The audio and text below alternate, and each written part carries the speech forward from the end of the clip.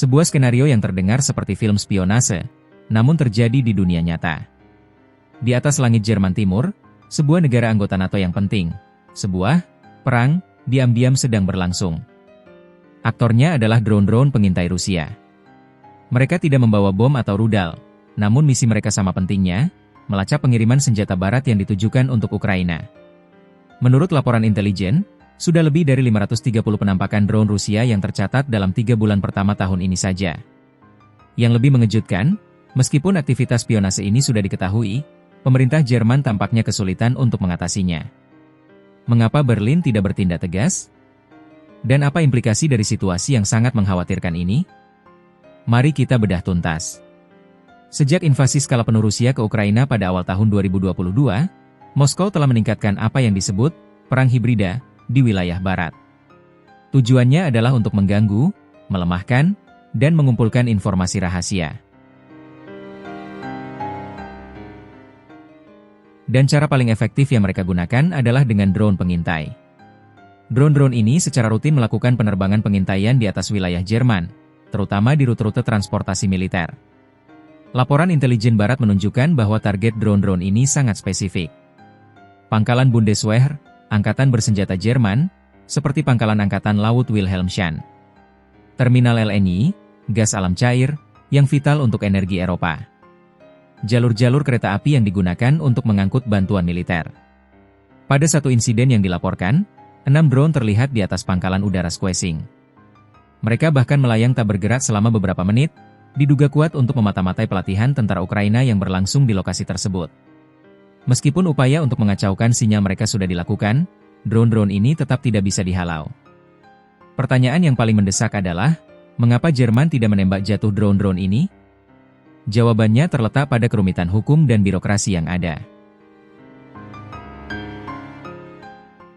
Pertama, ada masalah yurisdiksi. Kementerian Pertahanan Jerman menyatakan bahwa Bundeswehr hanya bertanggung jawab atas keamanan di lokasi militer mereka sendiri. Sementara itu, untuk infrastruktur sipil seperti jalur kereta api atau terminal LNI, tanggung jawab berada di tangan Kementerian Dalam Negeri dan operator sipil. Kedua, ada masalah hukum dan keselamatan. Militer Jerman beroperasi di bawah prinsip proporsionalitas. Artinya, mereka harus menghindari risiko atau kerusakan pada orang-orang di sekitar. Menembak jatuh sebuah drone di atas area padat penduduk adalah hal yang sangat berisiko. Apalagi jika ada ketidakpastian apakah drone tersebut membawa bahan peledak. Ketiga, ada kebuntuan politik. Pemerintah koalisi sebelumnya berencana untuk mengubah undang-undang agar militer bisa menembak jatuh drone ilegal. Namun, amandemen ini tidak disahkan di periode legislatif terakhir. Anggota parlemen mengkritik penundaan ini, menyebutnya sebagai taktik partai yang tidak dapat diterima, terutama mengingat meningkatnya ancaman dari negara-negara otoriter. Pihak oposisi saat itu berargumen bahwa tanggung jawab harus tetap berada di tangan otoritas sipil, bukan militer. Ini adalah debat yang masih berlangsung hingga hari ini.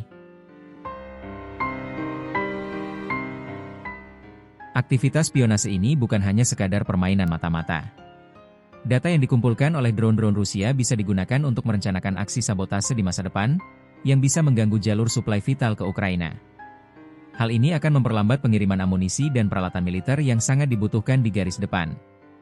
Respons yang tanpa pasif dari Jerman juga mengirimkan sinyal kepada Rusia dan negara-negara lain.